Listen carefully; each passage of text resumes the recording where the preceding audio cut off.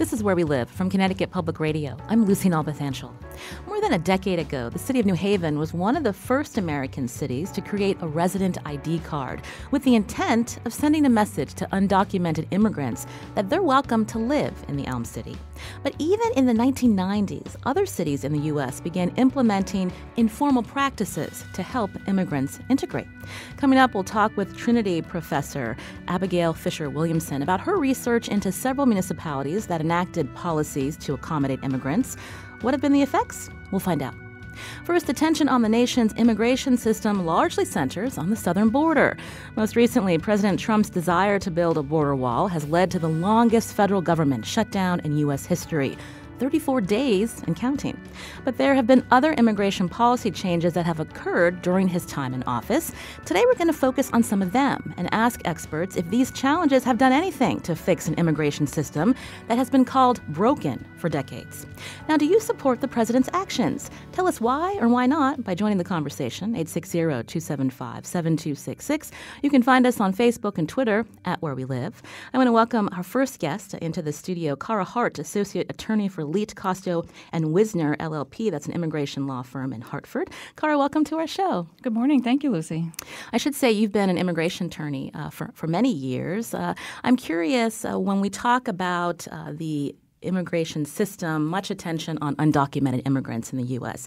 What is the reality when we think about people who are living here illegally? Are they coming up from the southern border, or are there other avenues that they've taken to stay here? Well, it's difficult to say with absolute certainty how many people have come through the southern border, but certainly a number of other people have entered the United States with temporary permission, some sort of what we refer to as a non-immigrant visa, and perhaps have either overstayed or violated the terms of those visas. So although I think people, as you mentioned, imagine that all undocumented individuals in the United States have entered without permission, that's really not the case. We have some statistics from the Department of Homeland Security that say that about 700,000 travelers to the U.S. overstayed their visas in fiscal year 2017. And then during the same year, there are about 300,000 apprehensions along the southern border, which again gets a lot of attention in the news. When we think about the system in place, Cara, to handle people coming into our country, it's divided up between three different agencies. Could you explain the particular agencies and what the responsibilities are? Sure, Lucy. When the Department of Homeland Security was created back in the early 2000s, the functions of what was previously called the Immigration and Nationality Service, INS, were divided into three separate service and enforcement agencies. So ICE, which stands for Immigration and Customs Enforcement, is the agency that's in charge with enforcing our immigration laws inside the United States. Customs and Border Protection, also referred to as CBP, is responsible for examining people when they come through our ports of entry, whether it's at our land borders or in airports. They also patrol within 100 miles of our land borders. And the third agency is United States Citizenship and Immigration Services, USCIS. This was the agency that was created as the benefits-granting part of the immigration bureaucracy. So they consider and process requests for benefits like green cards, work authorization, and naturalization. We are focusing in on some of the policy changes that have happened over the last 2 years under the Trump administration that aren't getting a lot of attention. When we think about the responsibilities of these three specific agencies, have their responsibilities changed at all over the 2 years? Yes. In fact, they have. Should mention a fourth agency that also plays a role in our immigration bureaucracy is our Department of State, which will consider applications for visas when people are applying from outside the United States. And since Trump was inaugurated, over the past 2 years, we've seen a steady succession of policies that affect all of the agencies that have any bearing on how immigration laws and policies are enforced. I understand the mission change for a specific agency was that Citizenship and Immigration Services, and what was the change, Cara? Yes, that's right. About a year ago now, United States Citizenship and Immigration Services changed its mission statement. So it removed any reference to our being a nation of immigrants, as well as references to customer service. In essence, I think it signaled a shift in attitude and in priorities of what was designed to be and set up to be a benefits-granting agency.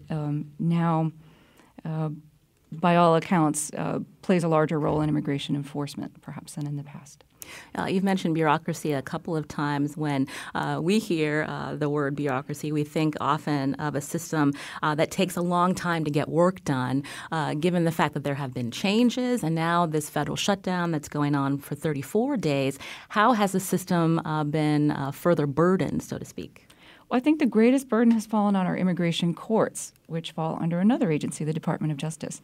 So the immigration courts are really only at this point able to handle matters for individuals who are detained, so who are in immigration detention, which means that anybody else who may be in a removal proceeding, even with the option or the possibility of gaining a permanent benefit at the end of it, such as an asylee, those cases are not being attended to during the shutdown. The other agencies, such as USCIS, are still operating because they are fee-based and are funded by the fees that applicants pay.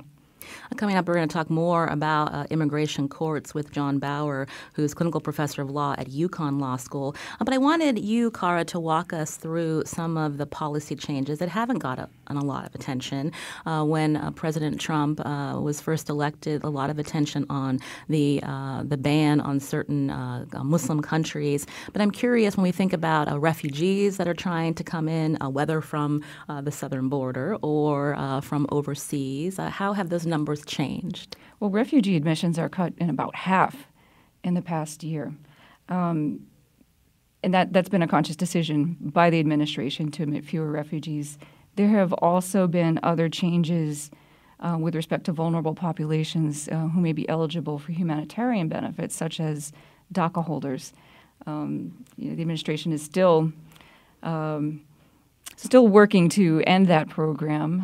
So this is the young people deferred action under the Obama administration that would have some kind of status to work that has been put on hold or ended under President Trump. Yes. There are several legal challenges working their way through the appellate courts to DACA. So for the time being, the agency is still renewing benefits for people who already hold them. But that's one example. Another example, of course, we've seen the efforts to end temporary protected status, TPS, for certain countries. And again, refugee admissions are sharply down. This is Where We Live. Cara Hart in studio with me. She's an immigration attorney with Lead, Costo, and Wisner. As we take some time to delve into our very large and many people would say broken immigration system. If you have a question about how our immigration system functions, again, so much attention on whether border security should be strengthened along our southern border, but there's a lot of different avenues for people to come into this country, and there's legal statuses that people try to get, such as green cards and eventually their citizenship. There's many different visas that the U.S. government hands out to people so that they have some type of status in this country. It's very complicated, and so that's why we're doing the show. But you can join us too, 860-275-7266. What about high-skilled immigration visas? What has been the guidance from the Trump administration on the types of visas that are given to people who are trying to come here, whether to work at a university or to work for a highly skilled job? Well, under what was called the Buy American, Hire American directive from the Trump administration, they really made processing of these visas much more difficult and put much more an emphasis on trying to prove, and unfairly so in my opinion, that an American worker couldn't possibly do this job. They've also implemented policies that affect the processing of applications that have in the past been approved based, again, on the person's education and their experience. There's no guarantee going forward that adjudicators will give deference to decisions that they've made in the past, for example, in determining whether a particular position is a high-skilled, involves or requires a high-skilled employee. So they've put additional evidentiary burdens on it and created a lot of uncertainty as to whether, again, visas that have been approved in the past will be approved going forward. What about when we think how U.S. citizens are trying to get passports? Is that something that has also been caught up in this backlog, Cara? Well, I think what you're pointing to is that there's certainly a lot of attention paid on undocumented individuals. However, even people with a status that believed to be settled, such as U.S. citizenship, have also found themselves doubting whether or not they're really secure in this country. So there have been instances of U.S. citizens who have applied, for example, to renew passports, and not only have been denied passports, but have then had their underlying citizenship questioned, really throwing into doubt, again, their certainty in the United States.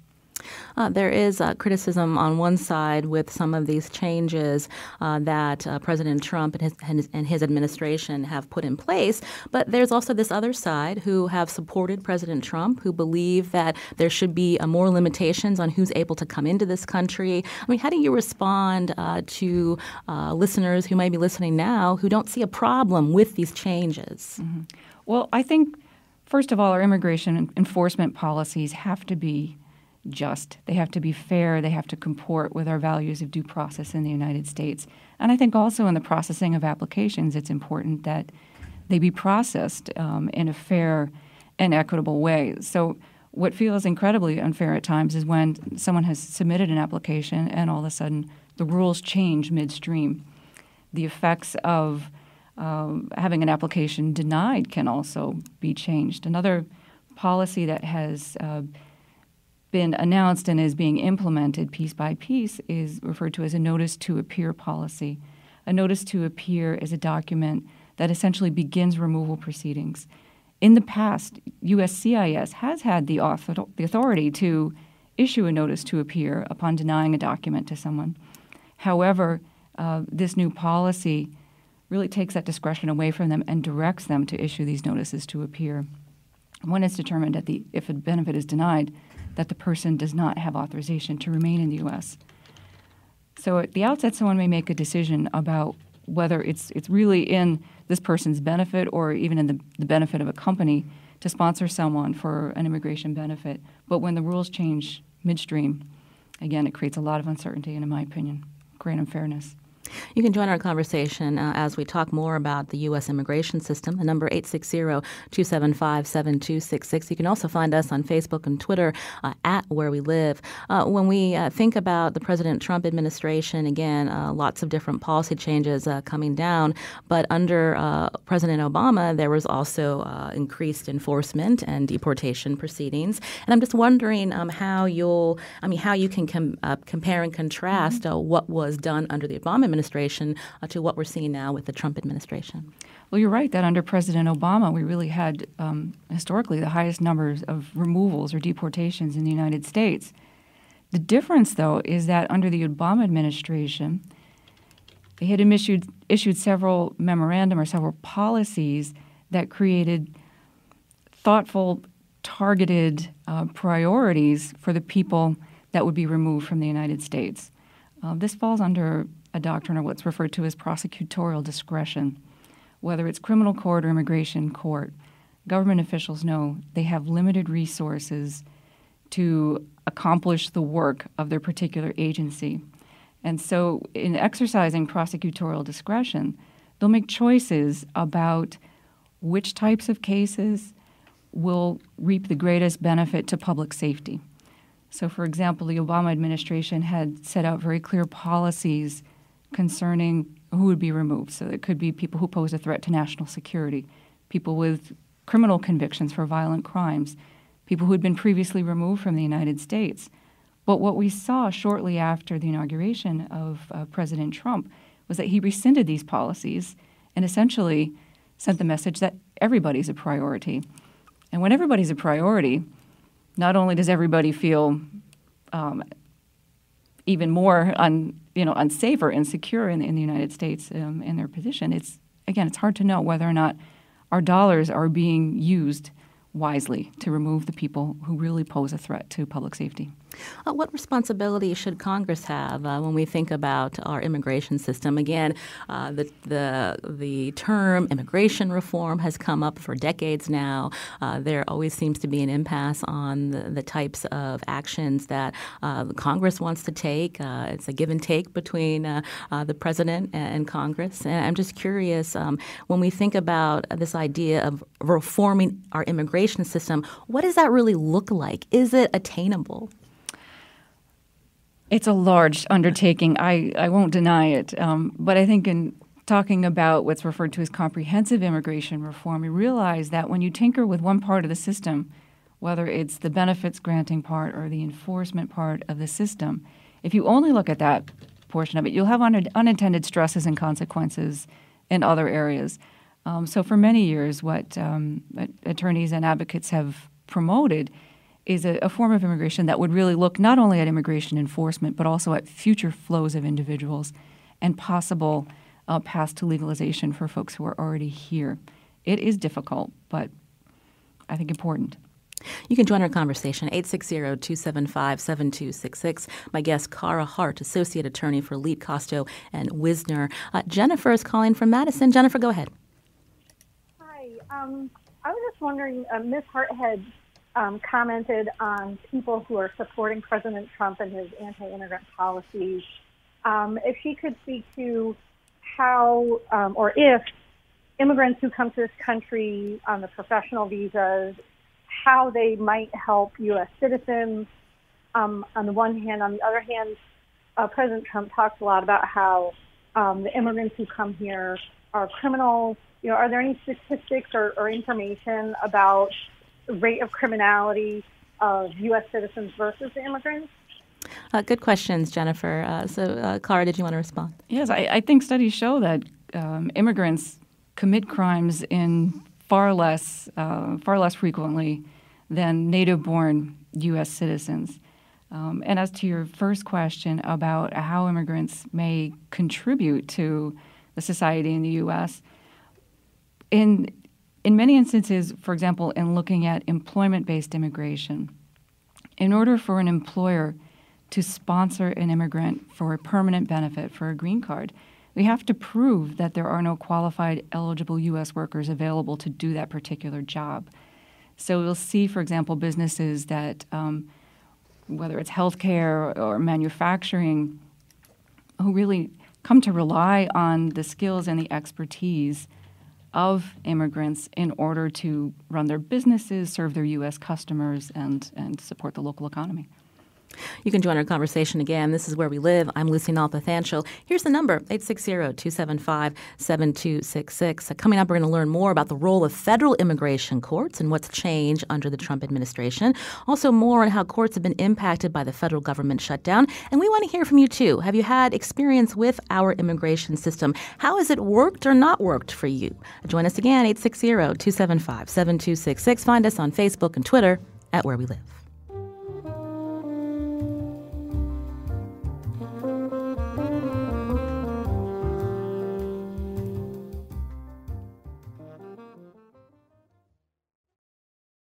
This is Where We Live from Connecticut Public Radio. I'm Lucy Nalpathanchil.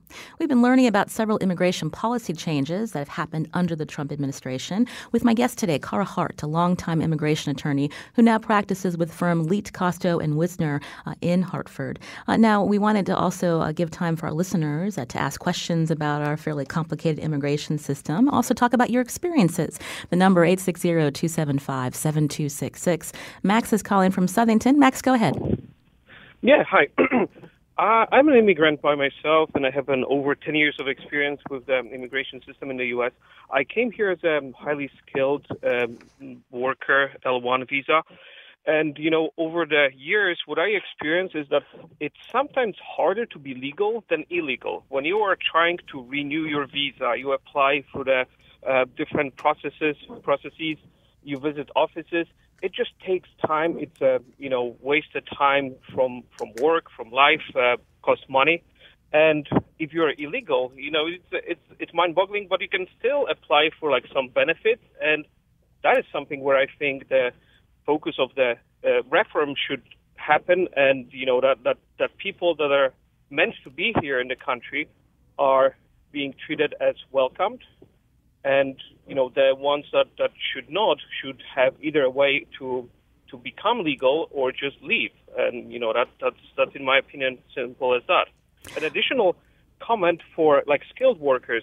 I work in a scientific field, and honestly, there's very minimum amount of the real Americans working in that field, because most of the people were saying that, if you're good in physics, chemistry, math, just go for business because this is where the money is. And, that's just my comment. Thank you very much. Well, Max, thank you for your call. I wanted Cara Hart to respond to the point of about undocumented immigrants getting benefits. That's something that comes up a lot in conversation. Tell us, what is the reality if someone comes in here, whether they are here on a legal visa or if they come to this country without legal status? What kind of benefits do they get, if at all? I think typically immigrants will qualify for no public benefits until they've actually achieved a permanent status, so permanent residency for a period of 5 years. So I think there may be a perception that people are getting benefits, but the reality is even after getting a green card, the wait can be 5 years to be eligible for any type of public benefit. Do you think some of the reasons people think about what immigrants are getting, whether they are here legally or not, relates to how federal law gives certain protections and access to, say, an education, or if you go to a hospital, you're able to still get health care? Well, I would qualify that if you go to a hospital, you may be only eligible for emergency Medicaid for a life-threatening condition. So, for example, a pregnant woman, would not be qualified for prenatal care, but may be able to receive emergency Medicaid at the time of delivery of a child. So I do think there are tremendous misperceptions out there about what's available. Max also mentioned that he came to this country on a highly high-skilled visa, and the perception that it's easier for someone who's undocumented to come to this country. What is the reality in terms of someone who is on a high-skilled visa to be able to go through the system? I think we talked about in the aid that there is a backlog because of changes that have happened. Right. The reality is there are very few paths to permanent residency for people, whether they're in temporary status like a student or a skilled worker. In general, I'll say to people that our immigration system works a lot like a private club, and that in order to join our club, you have to be sponsored by someone who is already a member. So it could be through employment, it could be through a family member. But it is an exceptionally difficult process, and the person's immigration history will also have an impact on whether or not they'll ever achieve that permanent benefit. Every one of those visa categories, A to now I think we're up to V, has its own requirements and it has its own limitations, and not all of those allow the person to basically adjust from one status to a permanent status. So it is complicated. Cara Hart is my guest today, Associate Attorney for Leet, Costo, and Wisner, as we talk about our U.S. immigration system, trying to focus a little away from the conversation and debate that is continuing on whether or not there should be a border wall, but talking about changes that have happened within our immigration system and the impact. You can join our conversation, 860-275-7266. There are federal courthouses like the one on Main Street in downtown Hartford that handle immigration matters, everything from citizenship ceremonies to deportation proceedings. We were wondering how courts have been affected by policy changes related to immigration over the last 2 years. So joining me now in studio is John Bauer, clinical professor of law at UConn Law School. He also directs the Asylum and Human Rights Clinic there. John, welcome back to our show. It's great to be here again, and good morning, Lucy and Cara. Happy to join you. So tell us more about the immigration court system. How do you break that down for our listeners who may not be familiar with the way the system operates? Okay. So the immigration courts are judges appointed by the Attorney General of the United States. They work for the Justice Department, and their job is to adjudicate removal cases, or what's commonly called deportation cases where the government has sought to remove someone. It might be someone who lacks legal status. It might be someone who was a permanent resident but has done something that the government claims makes them deportable. And the immigration judges have to apply very complicated laws to decide whether the government has in fact shown that the person is removable. And in many cases, they have to decide claims for relief from removal that people may have. It might be based on a marriage to a U.S. citizen, which could give them a right to a green card. It might be a claim for asylum for someone who fears persecution in their home country. So they have a very difficult job, and unfortunately, this administration has been making it more difficult. So tell us more about how it's become more difficult. Well, the shutdown, for one thing, has resulted in, as of the end of this week, it will be nationwide, 108,000 hearings in immigration court will have been canceled. And it should be about 600 case cancellations in the Hartford Immigration Court alone. Hartford is one of 61 immigration courts around the country. It has 2 full-time judges. Most of the judges already have a pending caseload of 4,000 or 5,000 cases, and as a result, they're scheduling cases out until 2021 or 2022.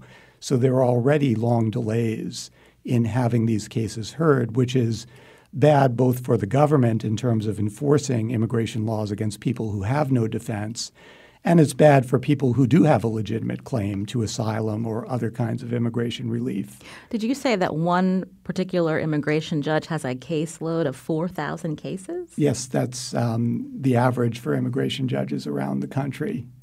And when we think about the federal shutdown for the immigration hearings that have been postponed, maybe someone's been waiting for several months or years to finally have their time before a judge. What does that mean in terms of how much longer they'll have to wait once the government reopens? Many people will essentially go to the back of the line again. If their cases were canceled, they will get the next available date for a full-scale hearing, which is likely to be 3 years away. So you may have someone who has a very strong claim for legal status who's left in limbo for another 3 years. So I'm just curious when we think about, again, this idea of being in limbo. Say somebody has a deportation order and they're trying to get a stay of removal, the permission to stay maybe another year or so. If that is delayed in the meantime, could an agency like ICE come and deport someone, or do they still have that ability to see a judge before that happens, John? Someone would have the ability to seek a stay of deportation, but in terms of the final hearing that would decide whether they have the right to remain in the United States, that is going to be long delayed. And I think it's important to bear in mind that a lot of the backlog problem is the result of policies pursued by this administration. The backlog has risen 50% since President Trump took office, despite a 30% increase in the number of immigration judges. And there have been a number of policy changes. Kara has talked about some of them, including ending prosecutorial discretion. As a result, ICE is flooding the system with new cases. And the Attorney General has taken away from immigration judges sensible case management tools that they used to use. They used to be able to administratively close cases where, over the course of time, the person is likely to get the ability to stay in the United States through an immigration application that they're pursuing. So it used to be the case that immigration judges could close out low-priority cases where the person ultimately probably has a good claim to stay. No longer. That's the end of administrative closure has put about 300,000 cases back on the active docket of the immigration courts. So it's a real problem. John Bauer is with us, clinical professor of law at UConn Law School, also directs the Asylum and Human Rights Clinic there. He's on Where We Live as we talk about our U.S. immigration system, specifically talking about our federal immigration courts and how there is a backlog, also exacerbated now by this shutdown. You can join our conversation, 860-275-7266. Kara Hart is with us, who's an immigration attorney with Leak, Costo, and Wisner. We heard John talk about there have actually been more immigration judges, 30% increase within the system. But what does that mean in terms of further implications with how these cases are going to be heard? Or would you rather talk about this, John? Again, there is an increase, and President Trump wants to see more immigration judges, but the backlog is still pretty extreme. It is. And there's another problem that's become really critical, which is the lack of independence of immigration judges. The immigration judges are, as I said, appointed by the Attorney General. They work for the Justice Department, and they're treated by the Justice Department as staff attorneys who are expected to carry out administration policy rather than independent judges. It's as if criminal court judges were appointed by and accountable to the chief prosecutor. That's not a way to run a system that's fair and neutrally applies the law. And there's a lot of pressure from the Attorney General now on immigration judges to decide cases a certain way. In a speech to immigration judges, former Attorney General Sessions told them that asylum is a loophole and that most asylum cases lack merit and are concocted by dirty immigration lawyers. That's an exact quote from the Attorney General. And he issued a decision telling immigration judges that in general, victims of domestic violence and people threatened by gangs should not be granted asylum, rather than telling them to neutrally apply legal principles and to consider the facts of each individual case. There have been proposals to create an independent immigration court. It's been something called an Article I court, like the tax court or the bankruptcy court, to make it independent of the Justice Department so that judges are free to decide cases fairly without outside interference.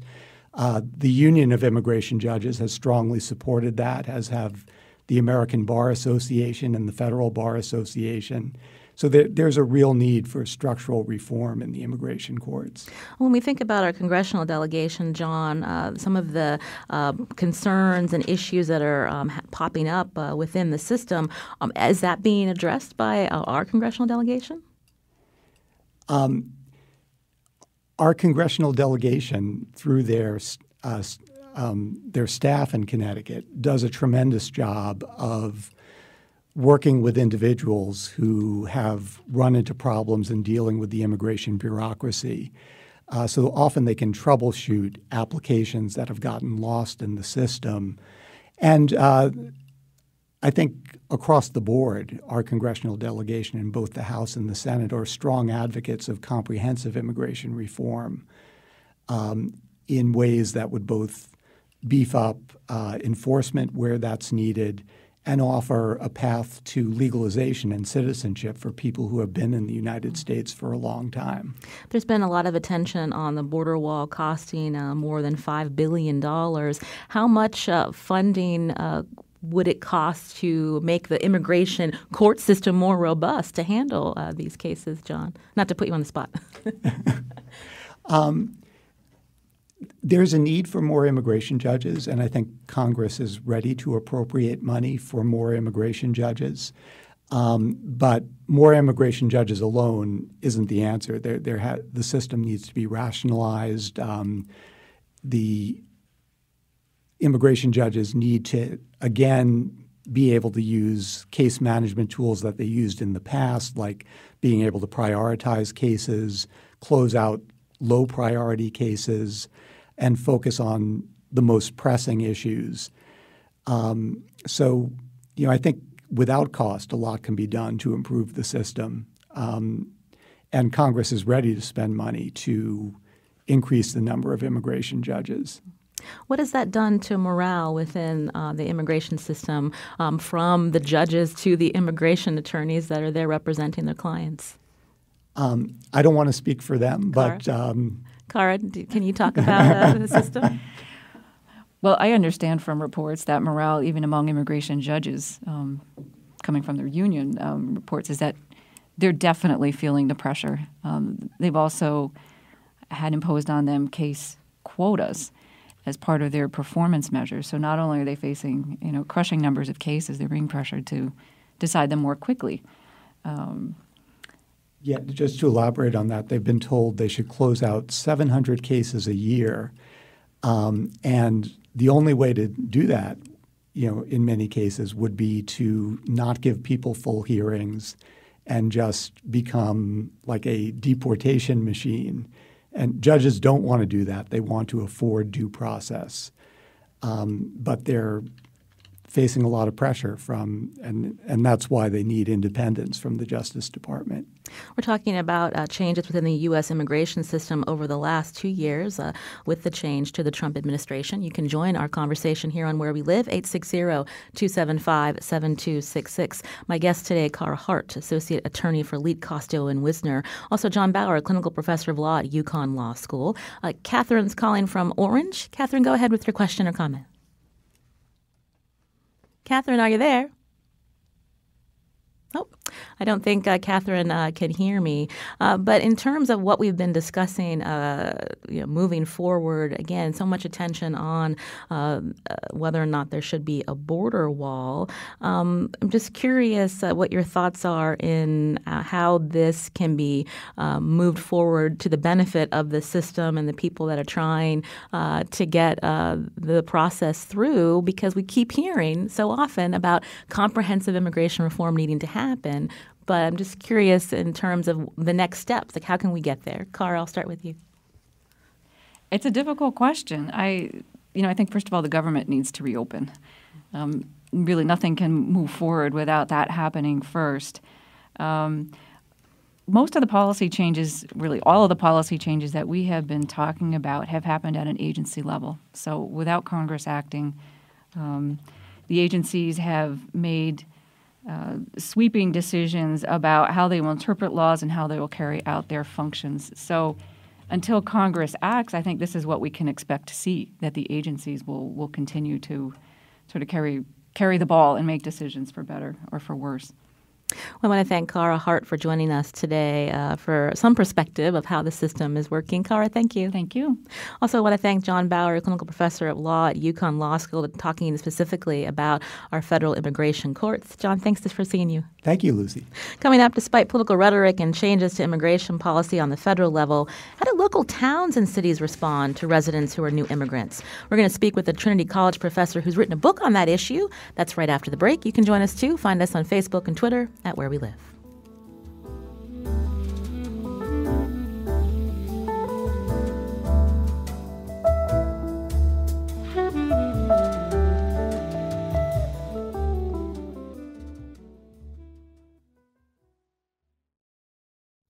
This is Where We Live from Connecticut Public Radio. I'm Lucy Nalpathanchel.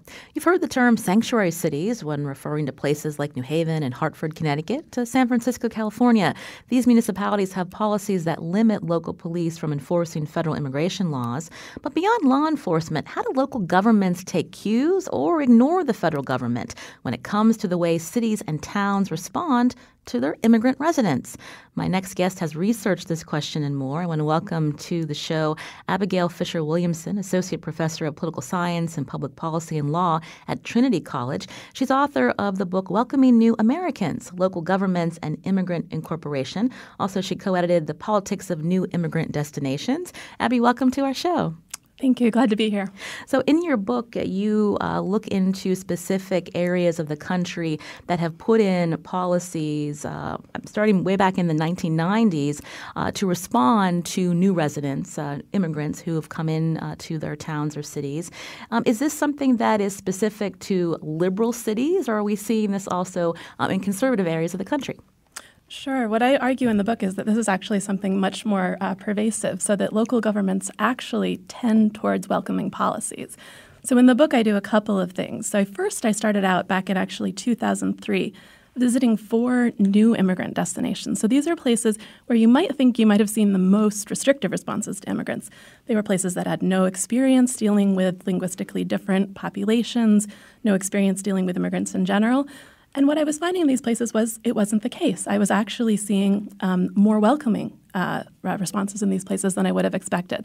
So then I went on, after observing these places over a period of years, to do a national survey of local government officials across the entire country in both 2014 and in 2016. And what I found was not just large liberal cities, but a random sample of places that were greater than 5,000 in population, at least 5% foreign-born.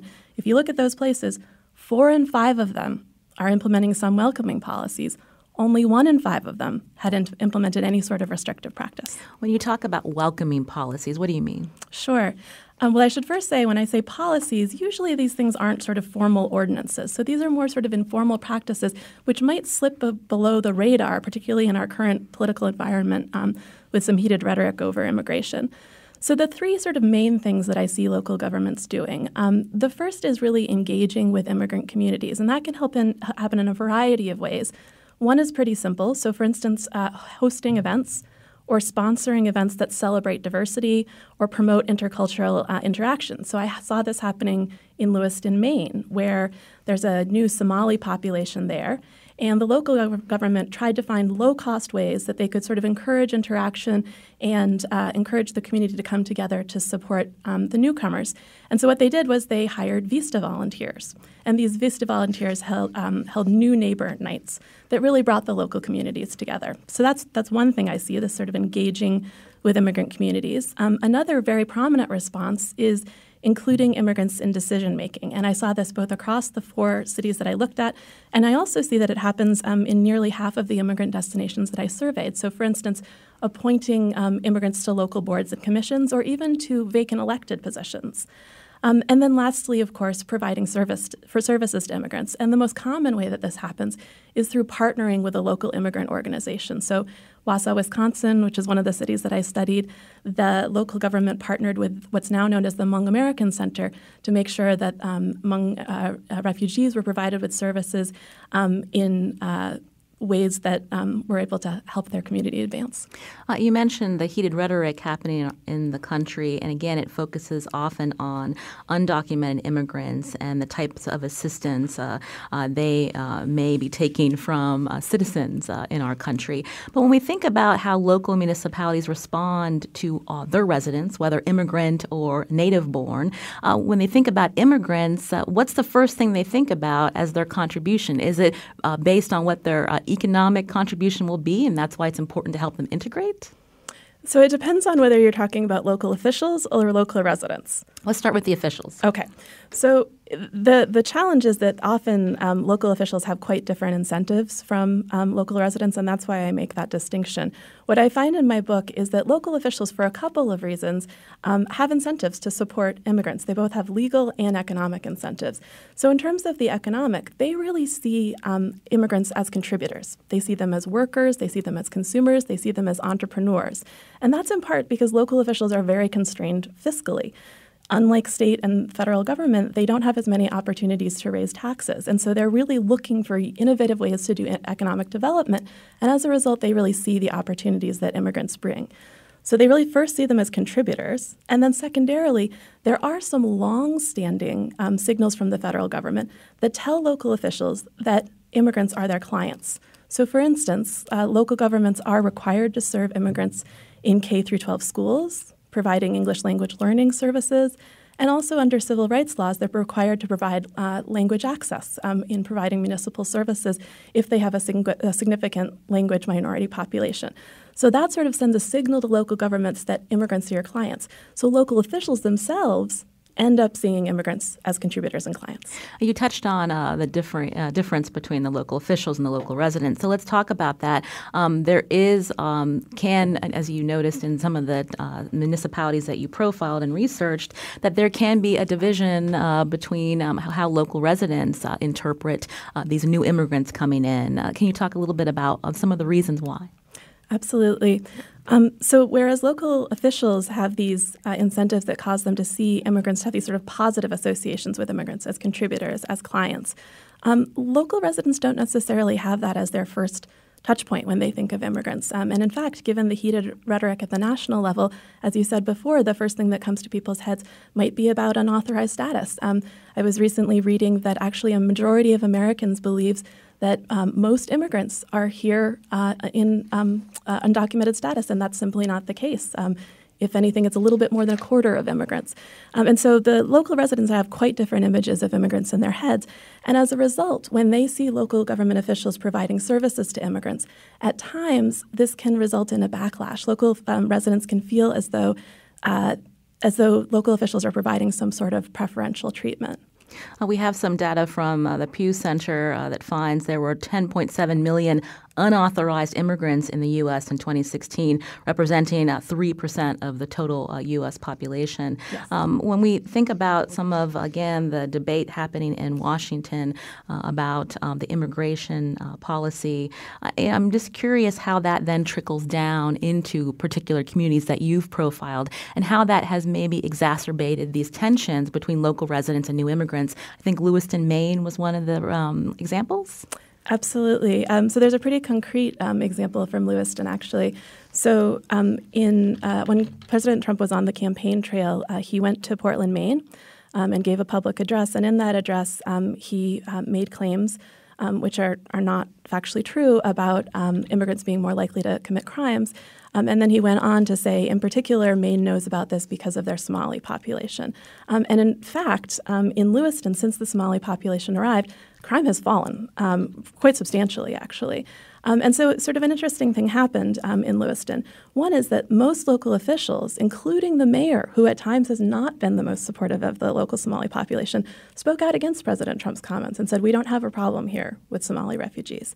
At the same time, though, residents might be more susceptible to those messages. And indeed, President Trump did end up winning the Androscoggin County, which had long been a Democratic stronghold. When we hear President Trump threatening to take away federal funding for so-called sanctuary cities, does that kind of threat have teeth? Has it happened? And as you do your research, are you noticing more municipalities that are becoming more restrictive because they're taking cues from the federal government? Yeah, it's a great question. So far that threat has not had teeth. San Francisco and Santa Clara County successfully sued to stay most of the revocation of funding that President Trump had attempted to achieve in his executive order. And most recently, there was still one law enforcement grant that was being denied from sanctuary cities. And Philadelphia sued successfully, and they have now received that law enforcement grant. So in terms of the actual what's actually happened with that, thus far, there has not been teeth. At the same time, though, it's a little bit more of a complicated picture. So when I look at sanctuary cities nationwide, I find that thus far they have not reined in restrictions. So I looked at sort of a random sample of sanctuary cities that I gathered from various sources. And what I found was that actually 2/3 of them had enacted or affirmed their policies after Trump was on the campaign trail and elected. And there were only 6% that had taken any steps to disavow or scale back the policy. So that suggests that these sort of sanctuary policies will go forward, but we also see an increased county-level interest in being involved in federal immigration enforcement. So it's a little bit of a mixed bag. I should mention that even the city of Springfield, Massachusetts, they tried to pass an ordinance to make Springfield a quote-unquote sanctuary city. The mayor there, Dominic Sarno, actually vetoed that, and the Springfield City Council ultimately overrode it, again, to make this point that they want to be welcoming to all residents. What do you make of that situation with just about a couple minutes left? Absolutely. Abigail? I think Springfield is actually a really good example. So it sort of indicates the ambivalence that local officials can feel on these issues, particularly when you have a president who is threatening funding for cities that want to not be involved in local immigration enforcement. But I think that what I see in Springfield sort of resonates with the argument of my book in that even though there was sort of this restrictive episode in which the mayor came out and vetoed the city council's efforts, the city council overrode it. And that makes sense because we would expect places that what I see in my book is that places that are a little bit larger and have more capacity to serve immigrants, so like Springfield, are going to be more likely to be welcoming. Places in which immigrants are more visible are more likely to be more welcoming. And in Springfield, 10% of the population is foreign-born. And also in places where the surrounding policy environment is more favorable. So even though we have sort of a restrictive federal policy environment, the policy environment in Massachusetts would be sort of more favorable. We have to leave it there. Abigail Fisher-Williamson, again, Associate Professor of Political Science and Public Policy and Law at Trinity College. A really interesting book, author of Welcoming New Americans, Local Governments and Immigrant Incorporation. Abby, thanks for coming in. Thanks so much for having me. Today's show produced by senior producer Lydia Brown. A special thanks to Herman Baskoff and our technical producer, Kyone Wolf. Learn more about the show at WNPR.org/where we live. I'm Lucy Nalpathanchel. As always, thanks for listening.